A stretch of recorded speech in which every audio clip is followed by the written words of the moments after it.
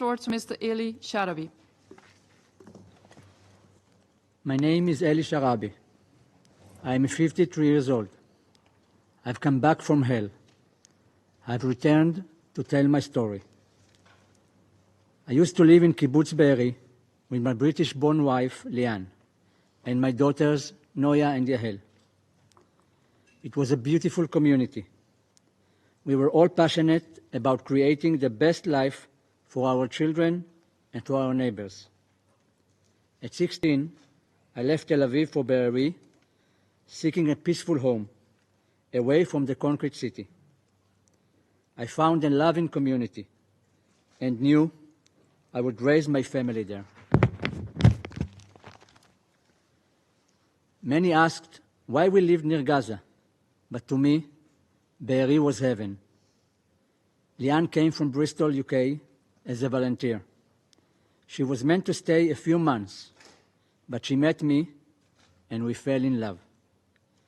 We were married for 23 years and had 2 wonderful daughters and a dog, Mocha.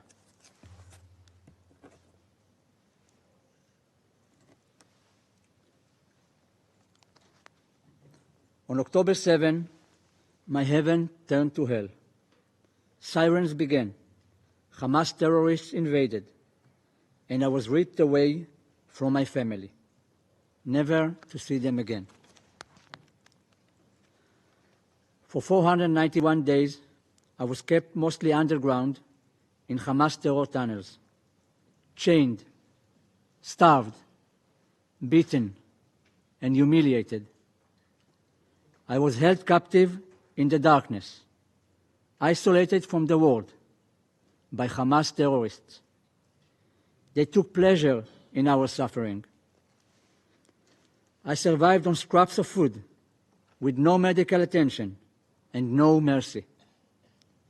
When I was released, I weighed just 44 kilos.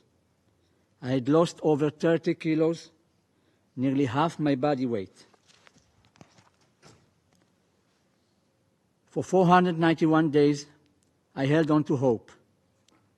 I imagined the life we would rebuild. I dreamed of seeing my family again. Only when I returned home, I learned the truth. My wife and my daughters had been slaughtered by Hamas terrorists on October 7. I'm here today, less than 6 weeks ago after my release, to speak for those still trapped in that nightmare. For my brother Yossi, murdered in Hamas captivity, his body still held hostage. For Alon Oel, still 50 meters underground, I swore to him that I would tell his story. For Hirsch, Ori, Eden, Carmel, Almog and Alexander, murdered in cold blood by their captors. For every hostage still in Hamas' hands, I'm here to tell you the whole truth. On the morning of October 7, at 6:29 a.m., the red alerts began to come through on Liane's phone. I told her not to worry. It will be over soon, I said. Minutes later, we heard that terrorists were infiltrating our community. They were inside the kibbutz.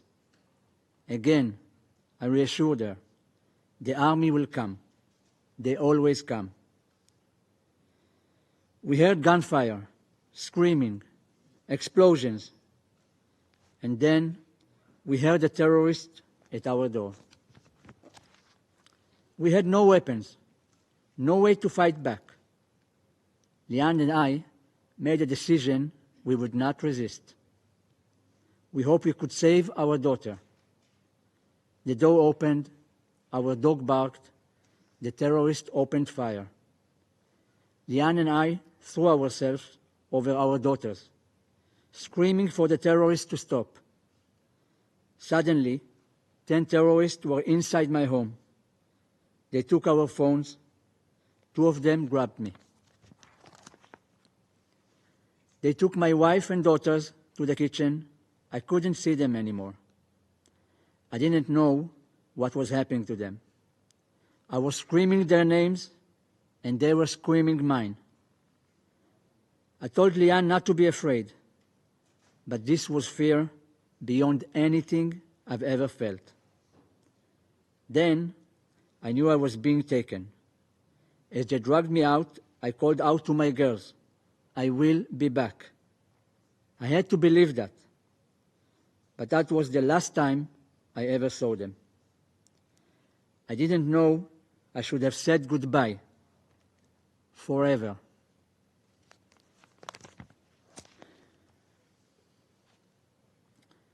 Outside was like a war zone.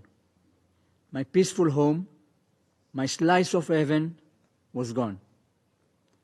I saw over 100 terrorists filming themselves, celebrating, laughing, partying in our gardens as they massacred my friends and neighbors. They dragged me out. They dragged me to the border, beating me the whole way. My face was swollen, my ribs bruised.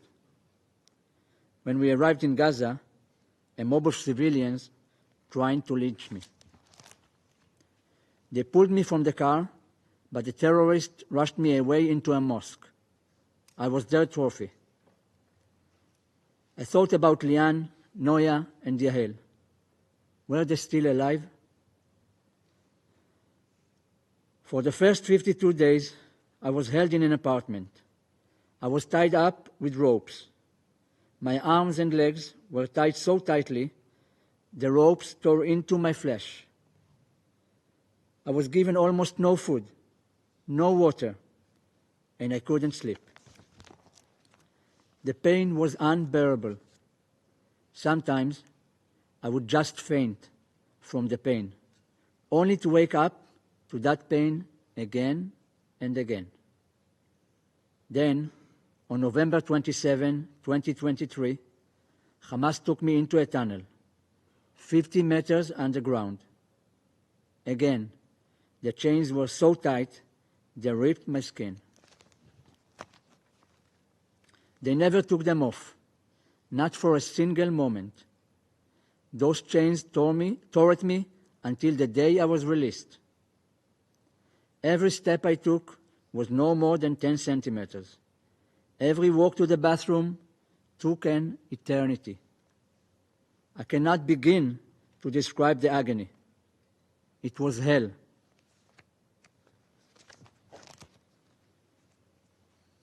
I was fed a piece of pita a day, maybe a sip of tea. Hunger consumed everything. They beat me. They broke my ribs. I didn't care. I just wanted a piece of bread. There was never enough food. Sometimes, if we begged enough, we would get something extra. We had to choose an extra piece of pita or a cup of tea. Sometimes they threw us dry dates, and it felt like the greatest gift in the world. We had to beg for food, beg to use the bathroom. Begging was our existence. We strategized over every meal. One day, I cut myself with a razor, just to make them believe I was injured. I collapsed on my way to the bathroom so they would think I was too weak and encourage them to give us more food. It worked. They gave us more food. We survived off those small victories. Do you know what it means to open a refrigerator? It is everything. To be able to reach and take a piece of fruit, an egg, a piece of bread. I dreamt of this simple act every day. For months, we lived like this. I stopped counting the days. Living as a hostage, you don't know how the day will begin, nor how it will end, whether you will live or die. At any moment, they could beat you, At any moment, they could kill you. You wake up every day and do not know when you will be able to eat. It could be 12 p.m., 5 p.m., 11 p.m. This would be the only meal we would have. You hope and pray that there will be no surprises with the captors. You think about how desperately you want to shower. We only got one bath a month with half a bucket of cold water. Toothpaste, toilet paper, forget it. Psychological terror was constant. Every day they told us, the world has abandoned you. No one is coming. By the time I met Alon Oel, who is now 24 years old, we had already endured terrible captivity. We relied on each other for survival. Alon is a very talented pianist, and I remember how he would pretend to play the piano on his body to keep himself sane.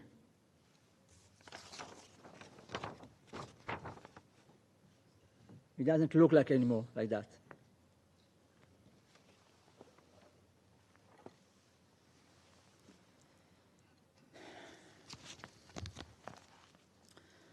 One day, a terrorist took his anger out on me. He stormed in and beat me so badly that he broke my ribs. I couldn't properly breathe for a month. Alon tried to protect me with his own body. You couldn't believe how lucky I felt when Alon told me he had saved one painkiller pill.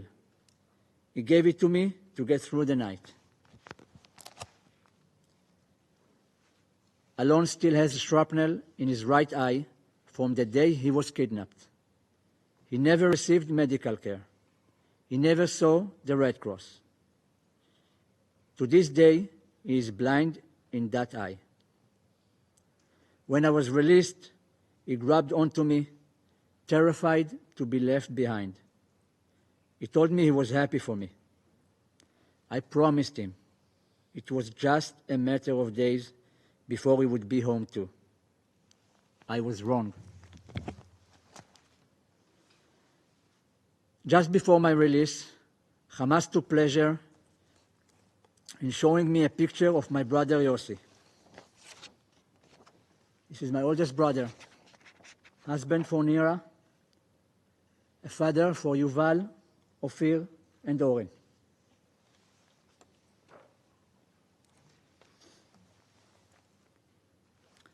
They told me he was dead. It was like they had brought a massive hammer down on me. I refused to believe it. My brother Yossi was all heart. Those with him in captivity told me that he gave his food to others. On February 8, 2025, I was released. I weighed 44 kilograms.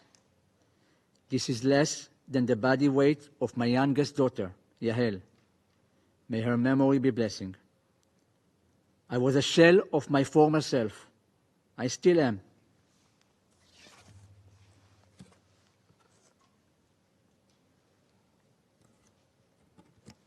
I couldn't believe how I looked.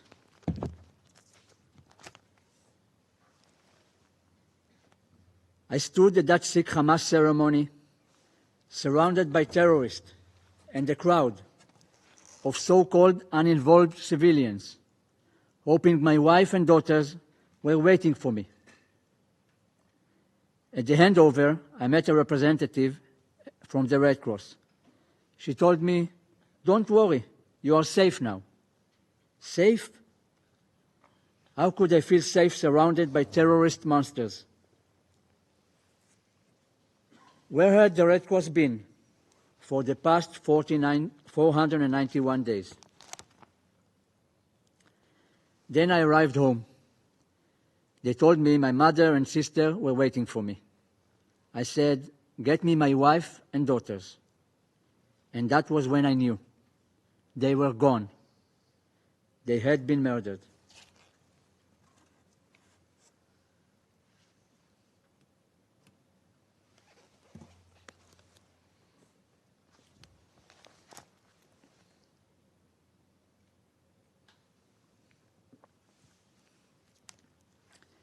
I am here today because I survived and I prevailed.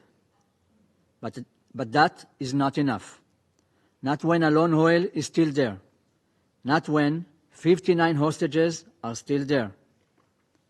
Right now, Alon is trapped underground, alone, surrounded by terrorists who torment him. He doesn't know if he will ever see his mother, father, his entire beloved family again. I will not leave him behind. I will not leave anyone behind. Their time has almost run out. I'm here before you now to give my testimony and to ask, where was the United Nations? Where was the Red Cross? Where was the world?